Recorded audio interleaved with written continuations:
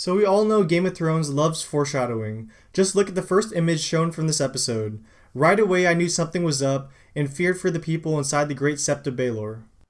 We see the crowd process into the Great Sept, and Loras Tyrell is brought to stand trial before the fate of the Seven. What I loved about this opening is that not a single word is spoken for over 4 minutes.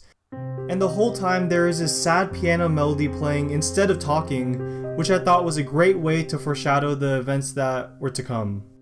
So getting back to what actually happened, Grand Maester Pycelle is stopped by one of the little birds, aka a child, and told to come down to the laboratory. In the Great Sept of Baelor, Loras confesses his sins and says that he wants to dedicate his life to the Seven and become a sparrow. So upon hearing this, the others carve their symbol into his head, while elsewhere the king is stopped by the mountain and prohibited from attending the trial. Back in the Great Sept, Queen Margaery starts to question the whereabouts of Cersei because she's the smartest one there. When the High Sparrow sends Lancel and a couple of other sparrows to go get Cersei, Lancel spots a young kid and starts to follow him down beneath King's Landing. Grand Maester Pycelle arrives at his former laboratory only to find Qyburn and his little birds plotting to kill him. He dies pretty brutally, being stabbed to death, and I thought that the reason they killed him off separately from all the others is because he had some prior knowledge of the wildfire beneath the Great Sept. Lancel is stabbed by one of the little birds upon arriving at the underground stash of wildfire. Back in the Sept, Margaery expresses her fearfulness of something being amiss. She very correctly says Cersei and Tommen were not there, which puts them in grave danger. She understands the game almost as well as anyone in Westeros, and she absolutely understood the lengths to which Cersei would go to try to get her way. And just as the wildfire is about to go off, the High Sparrow and Margaery lock eyes, and he understands at just the last second that he totally fucked up and got played by Cersei. And as you saw, a massive wildfire explosion goes off just beneath the Great Sept, vaporizing everyone in there. This was probably the biggest massacre in all of Game of Thrones. Let's go over who was killed in the explosion. First, the High Sparrow, Lancel Lannister, Margaery Tyrell, Loras Tyrell, Mace Tyrell, Kevan Lannister, and Grand Maester Pycelle was also killed in the same plot. I think it's safe to say that Cersei has finally become a full-fledged psychopath as we see her smile for the first time in a while because she is just so pleased with how it all turned out. Adding on to this, Cersei captures Septu Unella and pretty much lets her know how fucked she is. But Septu Unella isn't going to be killed right away. It seems like the Mountain is going to have some fun with her. And watching his city burn and knowing his queen Margaery is dead, Tommen jumps to his death without any hesitation. Coming back to King's Landing, Cersei realizes the prophecy has finally come true, and she shows very little emotion even when presented with Tommen's dead body. I mean, she shed like 1 or 2 tears and that was it. Will the king and I have children? No. The king will have 20 children. And you will have 3. That doesn't make sense. Gold will be their crowns. Gold. Their shrouds. I think that Cersei sort of knew Tommen was going to die in the back of her head because she believed in the prophecy as 2 of her kids had already died. So the last one wasn't even that big of a shock, especially when you consider the fact that Tommen basically stabbed her in the back. But this is the part of the prophecy that hasn't come true yet. Oh yes. You'll be queen. For a time. Then comes another. Younger. More beautiful. To cast you down and take all you hold dear. Now Cersei probably thought that the girl in the prophecy to come and take her throne was Margaery, but that obviously can't be the case. Which leaves basically one candidate to come and take her throne in Season 7, Daenerys Targaryen. It fits perfectly considering the fact that her ships have already set sail for Westeros. And when the witch said that the younger, more beautiful queen will come to take all you hold dear, at first I assumed that she was talking about Cersei's family, but the more I think about Cersei and her true motivations and values, the more I think the witch was talking about Cersei's power and status as everything that she holds dear. Next, Samuel finally arrives at the Citadel in Old Town, and it is pretty damn massive. The guy at the front desk is a huge dick, but he eventually lets Sam into the ultra-massive library. One cool thing to note that I found online is that the chandeliers have the same design as the opening logo in the Game of Thrones intro.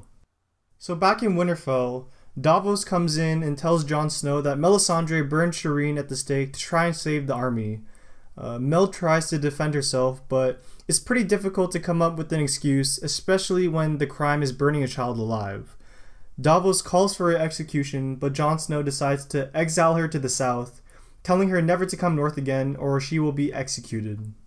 After that, Jon thanks Sansa for bringing the Knights of the Vale to their aid, and Sansa apologizes for not telling him the plan. He again stresses the need for absolute truth and honesty, especially now that they've reclaimed Winterfell and in the process made a lot of enemies.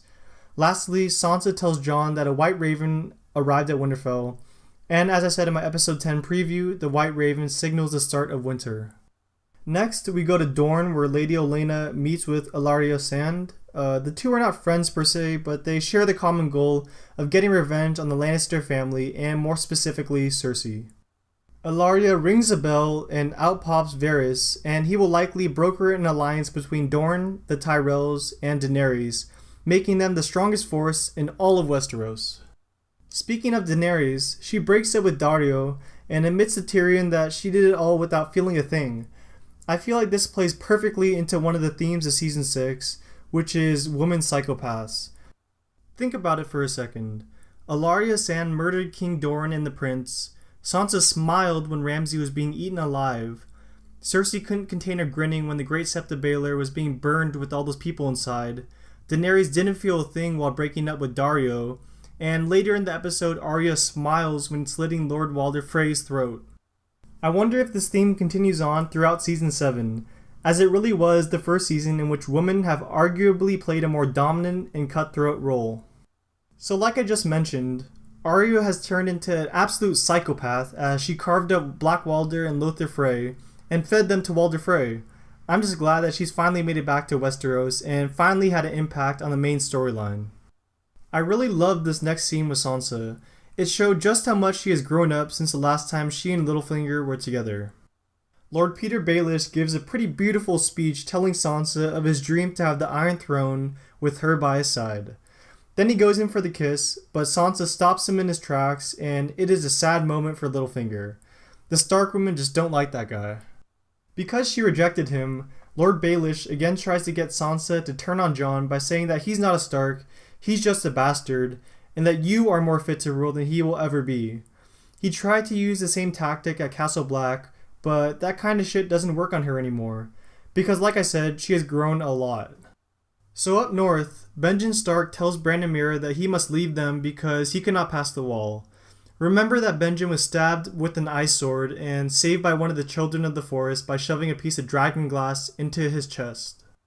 And as soon as Benjen leaves them, Bran spots a weirwood tree and wastes no time going into a vision. And yep, like most people thought, we get to see the last part of the Tower of Joy scene.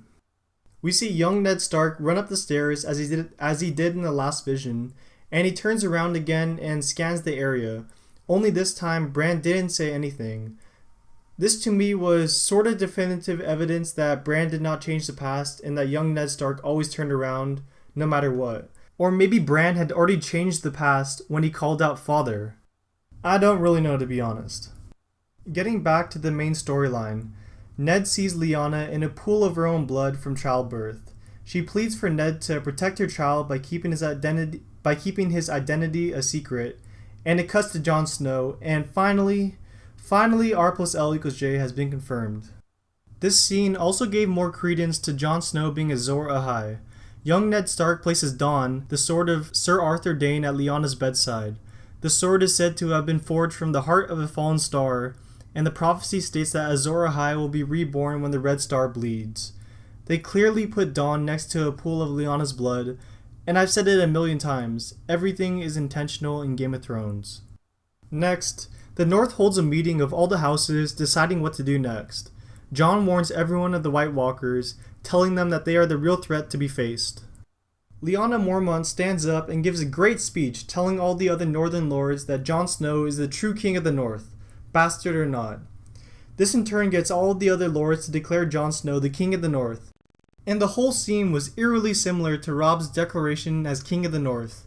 And of course, Littlefinger is standing off in the shadows, and he is definitely not participating in the King of the North chant. Cersei is proclaimed Queen of the Seven Kingdoms, and Jaime arrives just in time to see her crowning. He looks so uncomfortable watching her become queen. I wonder if he already knows what went down. Jaime says that Cersei is the love of his life and the only thing he cares about, but I have a feeling he thinks Cersei has gone too far this time. Their last child, Tommen, was killed because of it, and I think it may cause a big rift between them in Season 7. In the final clip of Season 6, Daenerys' army is finally sailing to Westeros, and she has a ton of ships. Literally as far as the eye can see, and on top of all that, 3 dragons. Cersei is so fucked, and I almost guarantee we'll see her death in the next season. Okay guys, thanks for watching the video. So now that Game of Thrones is over, I will be putting out videos on random topics that, interest me. I'll probably be doing the same thing for Walking Dead since I'm really into that show too. And if you don't want to watch any of those things, then I'll see you next season, and I'll be doing the episode breakdowns, the preview breakdowns, and all that stuff. Thanks.